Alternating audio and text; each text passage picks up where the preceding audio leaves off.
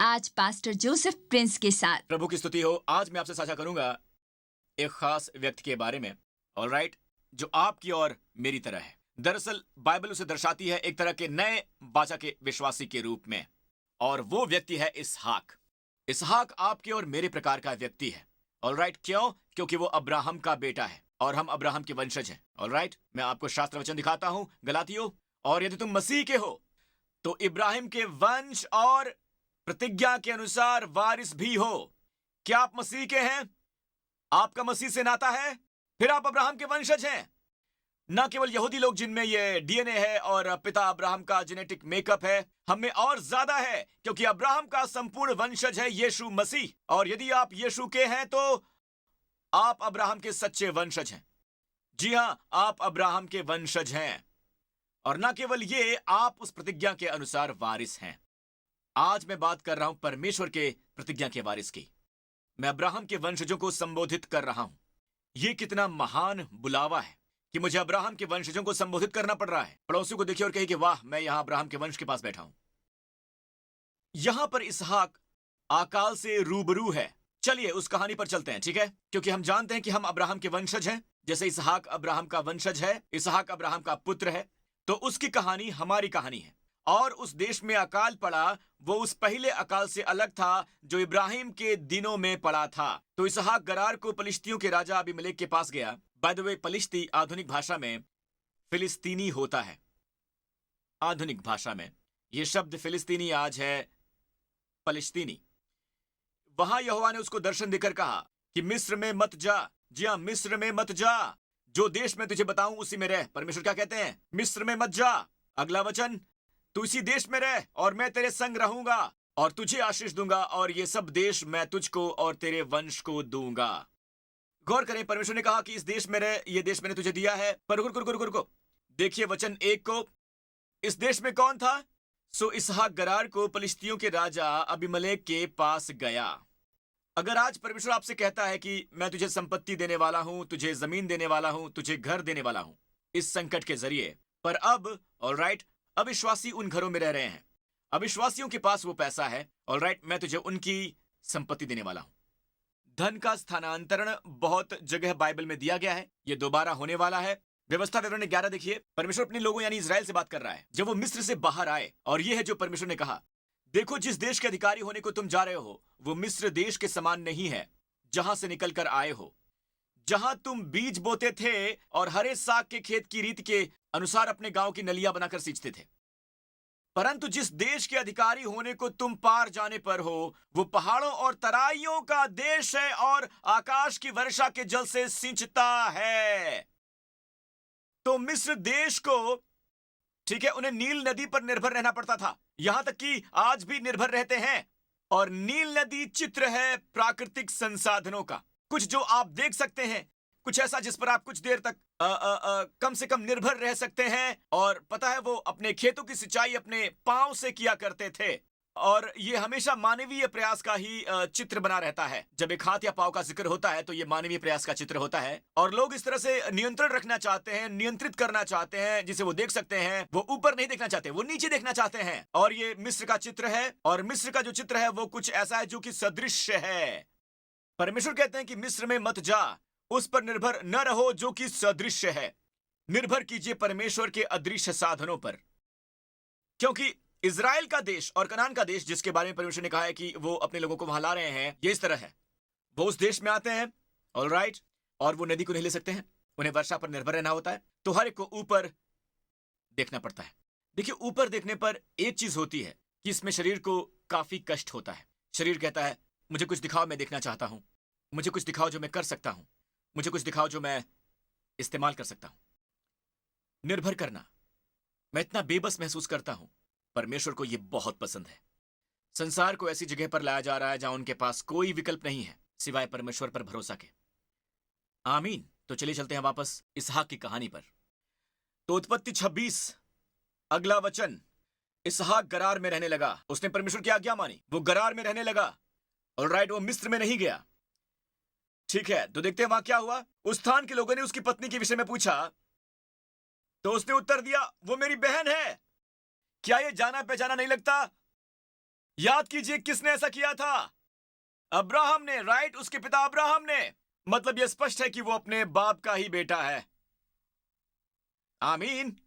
वो मेरी बहन है और उसके पास उसका बहुत आत्मिक कारण था। तब उसने ये सोचकर कि यदि मैं उसको अपनी पत्नी कहूं तो यहां के लोग रिबका के कारण, जो परम सुंदरी है, मुझको मार डालेंगे। क्या मैं एक बात स्पष्टता से कह सकता हूं? मैं झूठ के खिलाफ हूं। पर तब भी जब उसने झूठ बोला तो उसका आत्मिक कारण यह था कि वो मरने से डरता है। और परमेश्वर ने उसकी पत्नी की रक्षा की और साथ ही उसकी भी रक्षा की। ऑलराइट, क्योंकि एक दिन अबीमेलेक, अगला वचन, जब उसको वहां रहते बहुत दिन बीत गए, तब एक दिन पलिश्तियों के राजा अबीमेलेक ने खिड़की में से झांक के क्या देखा कि इसहाक अपनी पत्नी रिबका के साथ क्रीड़ा कर रहा है। कुछ इस तरह से कि वो भाई बहन जैसा नहीं था। वो इस तरह प्रेम जाहिर कर रहा था जो अबीमेलेक ने देखा कि वो भाई नहीं था। बिल्कुल समझ में आ रहा था। तब अबीमेलेक ने इसहाक को बुलवाकर कहा, वो तो निश्चय तेरी पत्नी है, फिर तूने क्यों कर उसको अपनी बहन कहा? इसहाक ने उत्तर दिया कि ऐसा न हो कि उसके कारण मेरी मृत्यु हो। अगला वचन, अबीमेलेक ने कहा, तूने हमसे ये क्या किया? ऐसे तो प्रजा में से कोई तेरी पत्नी के साथ सहज से कुकर्म कर सकता और तू हमको पाप में फंसाता। और अबीमेलेक ने अपनी सारी प्रजा को आज्ञा दी कि जो कोई पुरुष उसको या उस स्त्री को छुएगा वो निश्चय ही मार डाला जाएगा। उस पर प्रभु का अनुग्रह दिखा। मेरा मतलब वो राजा था, उसने इसहाक को मार डाला होता और उसकी पत्नी को ले लिया होता। पर जाहिर है कि परमेश्वर का भय राजा पर छा गया। ऑलराइट, और इसहाक ने राजा पर एहसान किया था। राजा ने यह आदेश भी दिया कि उन दोनों की रक्षा की जाए। हालेलुया। हालांकि ये मुसीबत उसकी खुद की बनाई थी। क्या मुझे अच्छी आमीन मिल सकती है? अब आप देखें कि क्या हुआ था। परमेश्वर कहते हैं कि इस देश में बना रहे और मैं तुम्हें आशीष दूंगा। अगला वचन, फिर इसहाक ने उस देश में जोता बोया और उसी वर्ष में 100 गुना फल पाया। कौन से वर्ष में? किस देश में?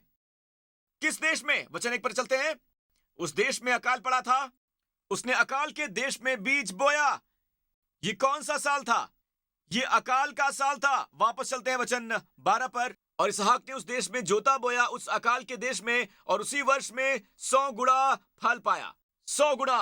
कारण यह था कि यहोवा ने उसको आशीष दी।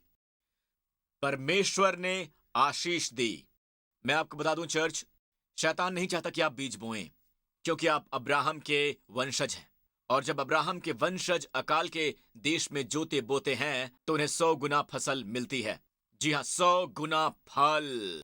और वजह यह है, परमेश्वर ने उसे आशीष दी। परमेश्वर ने उसे आशीष दी। और बाइबल कहती है कि वो व्यक्ति खुशहाल होने लगा। खुशहाल होने लगा। वो है 30 गुना खुशहाल होने लगा। चर्च, मैं भविष्यवाणी करता हूं, इस साल जब आप बोना शुरू करेंगे आप समृद्ध होने लगेंगे। और यह होगा 30 गुना। और उन्नति होती चली गई 60 गुना। और यहां तक कि वो अति महान पुरुष हो गया था। 100 गुना, 100 गुना। हालेलुया। बाइबल कहती है कि यहोवा की बड़ाई हो जो अपने दास के कुशल से प्रसन्न होता है। अगर आप अपने बच्चे से इतना प्रेम करते हैं तो आप चाहेंगे आपका बच्चा खुशहाल हो। बस ये नहीं चाहेंगे कि वो स्वार्थी बन जाए। अपने संसाधनों के संदर्भ में आप चाहते हैं उसे खूब आशीष मिले ताकि वो एक आशीष बन सके। क्योंकि जिनके पास कुछ भी नहीं है वो किसी के लिए भी आशीष नहीं बन सकते हैं, क्योंकि कुछ भी नहीं से कुछ नहीं हो सकता। ये गहरी बात है। आप इसे कहीं लिख सकते हैं और इसके बारे में सोच सकते हैं। आमीन। और परमेश्वर का वचन आज हमारे लिए है। आज जो हमारे लिए है वो है इसहाक का रहस्य। क्या है? इसहाक ने बोया।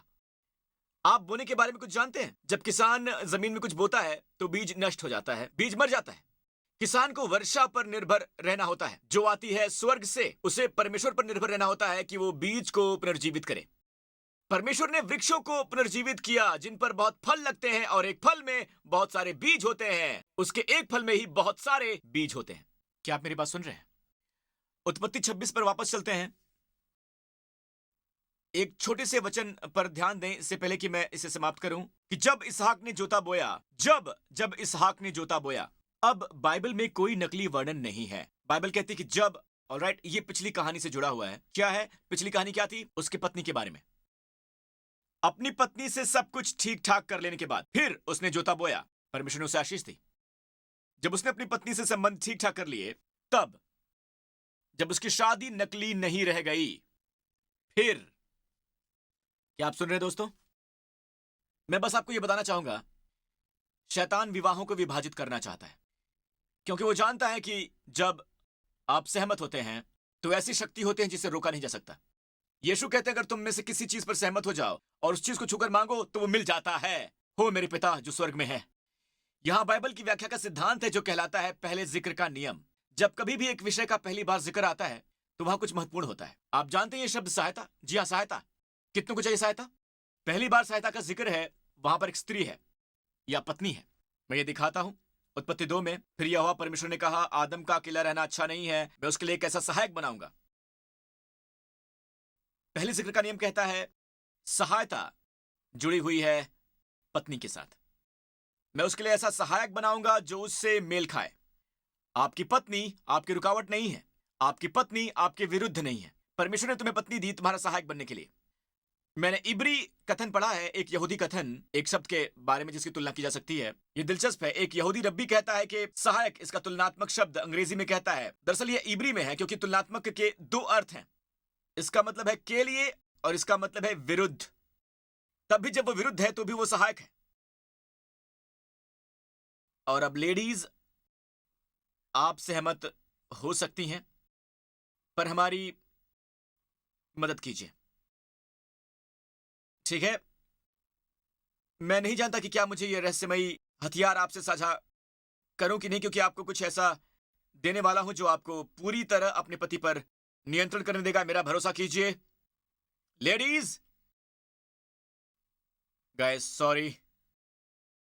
आदर, प्रेम से अधिक, मैं आपको बता रहा हूं, गाइस प्रेम से ज्यादा इज्जत चाहते हैं। और अगर कोई लड़की आदर कर सकती है, इसलिए कई बार वे विचारी रिश्ते शुरू हो जाते हैं। मैं बस आपको बता रहा हूं, मैंने कई बार देखा इसे, मैंने ये ऑब्जर्व किया हुआ है।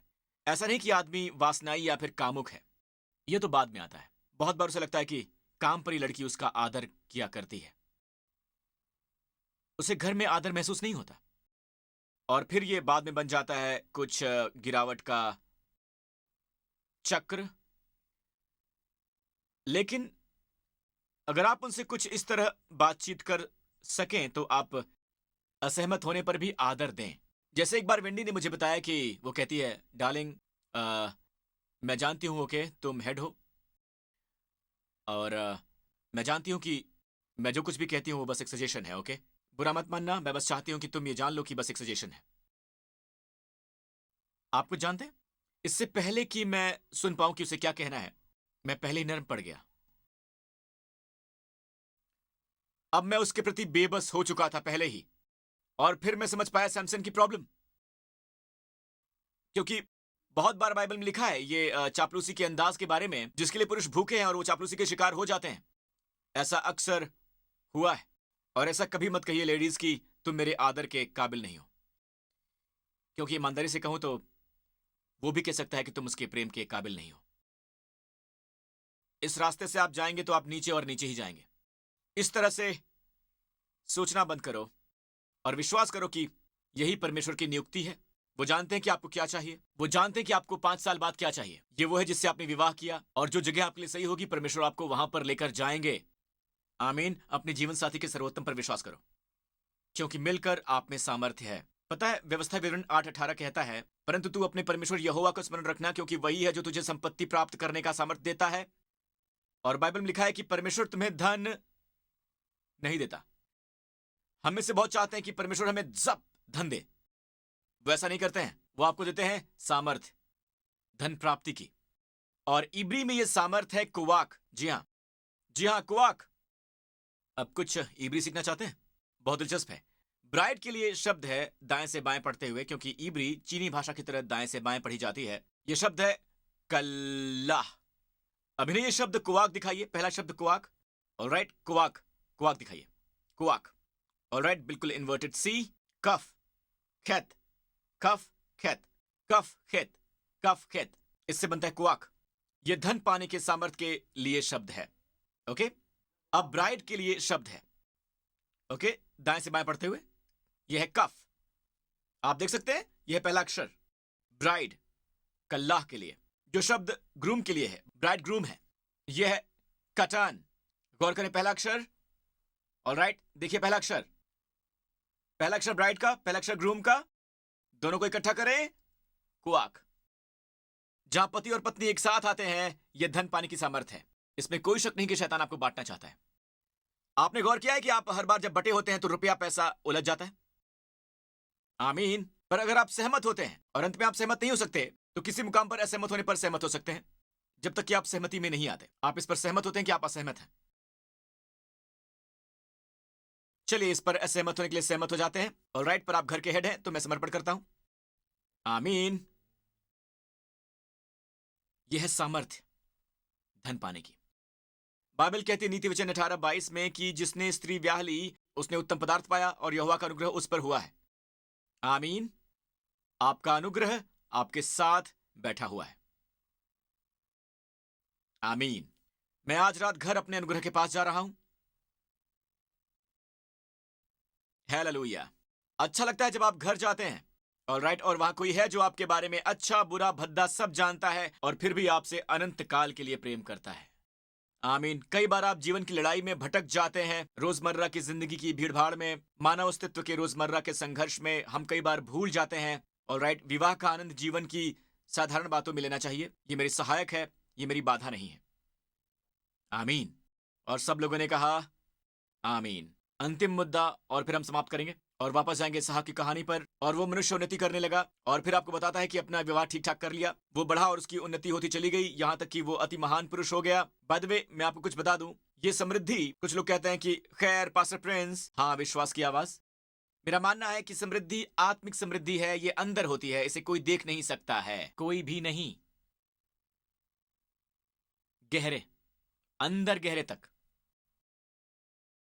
खैर अगले वचन में लिखा है जब उसके भेड़ बकरी गाय बैल और बहुत से दास दासियां हुई, बहुत से दास दासियां हुई, तब पलिश्ती उससे डाह करने लगे। ठीक है, इस साल मैं आपके लिए भविष्यवाणी करना चाहता हूं। जब आप अकाल के वर्ष में बोना सीख लेते हैं इस वर्ष के अंत में, तो आपके जीवन में जो पलिश्ती हैं वो आपसे डाह करेंगे। आप एक आशीष होंगे और दुनिया देख सकेंगे।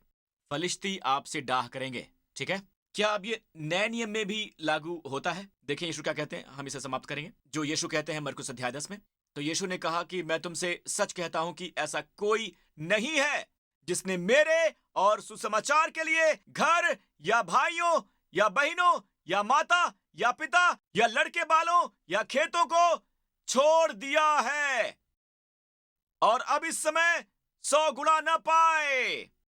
अब ध्यान दीजिए, वो ये नहीं कहते हैं कि आप अपनी पत्नी को तलाक दीजिए, पिता को छोड़िए, मां को छोड़िए, ऐसा नहीं कहा उन्होंने।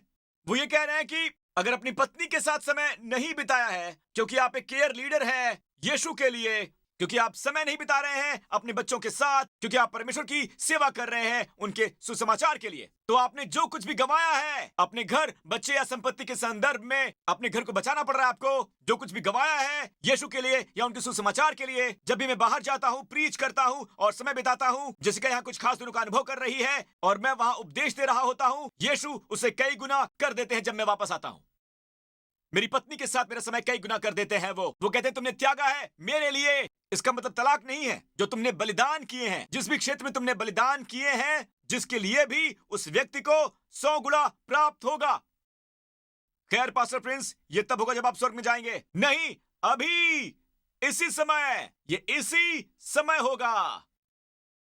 घरों, भाइयों, बहनों, माताओं, यहां पत्नी नहीं है, आप पत्नियों को नहीं पाते हैं। आपको निराश करने के लिए क्षमा ब्रदर, पर गौर करें, वहां पत्नी बहुवचन नहीं है। क्या हुआ? एक पत्नी, quality, quality time, quality wife, quality संबंध। आप क्वालिटी समझ रहे हैं या नहीं? यहां देखिए, आपका एक बहुत बड़ा बिस्तर हो सकता है, सबसे वैभवशाली बिस्तर, और उस पर वो चादरें वगैरह बिछी हुई हो सकती हैं, पर केवल परमेश्वर ही उत्तम नींद दे सकते हैं। उत्तम समय, उत्तम संबंध केवल परमेश्वर ही देते हैं। मैं आपको जीवन देने आया हूं, जीवन और उत्तमता बहुतायत में। आमीन, आमीन। तो ध्यान दीजिए, उन्होंने पत्नियों का जिक्र नहीं किया है कि कहीं आप एक से ज्यादा पत्नी ना सोच लें।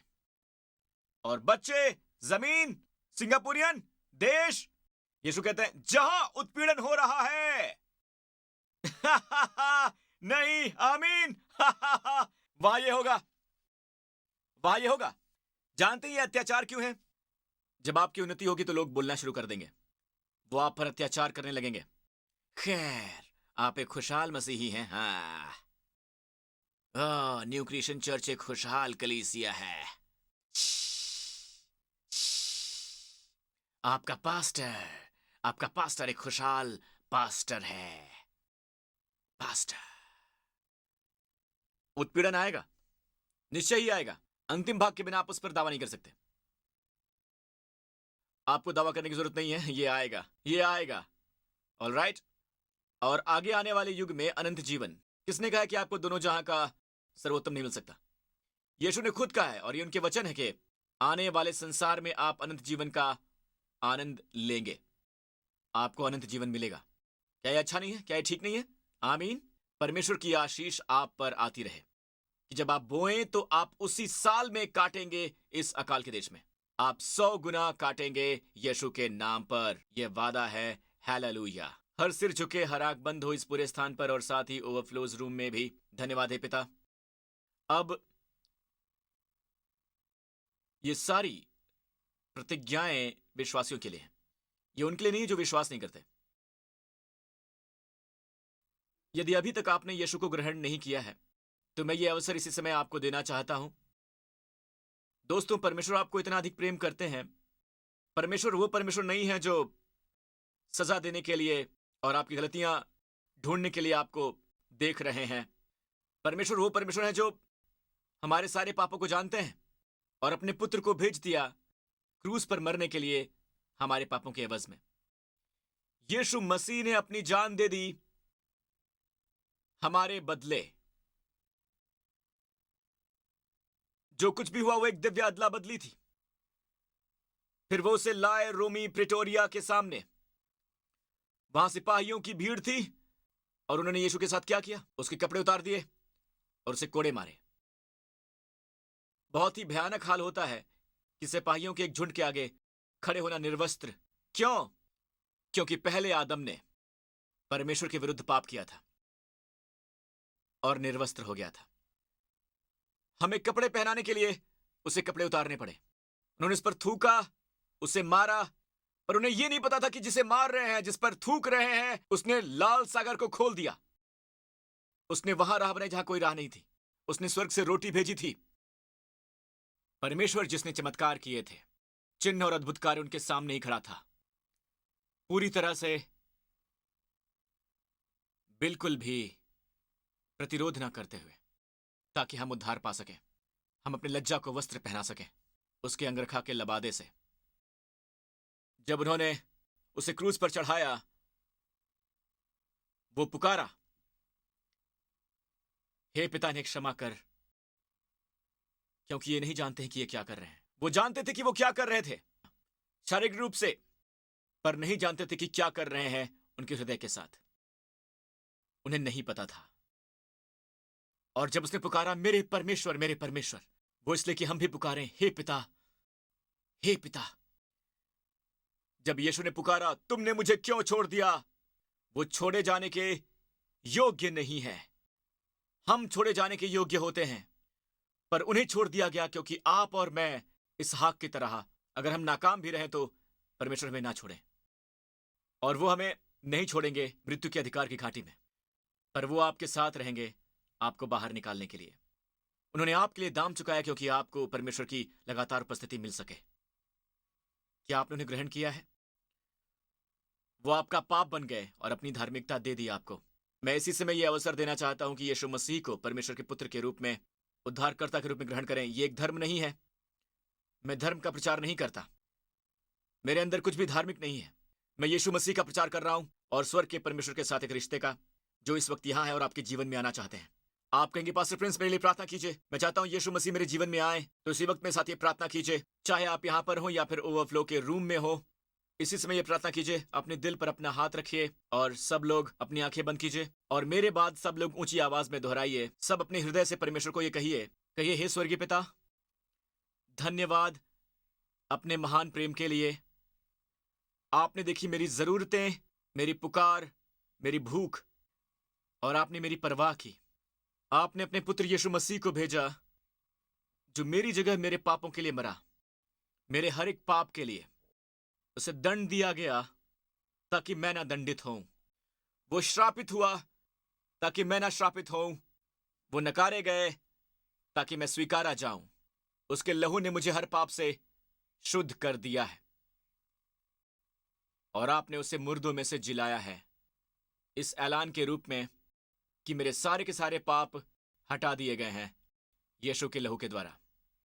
यीशु मसीह मेरा प्रभु है, मेरा उद्धार करता है, मेरा परमेश्वर है, अभी और हमेशा के लिए, यीशु के नाम पर।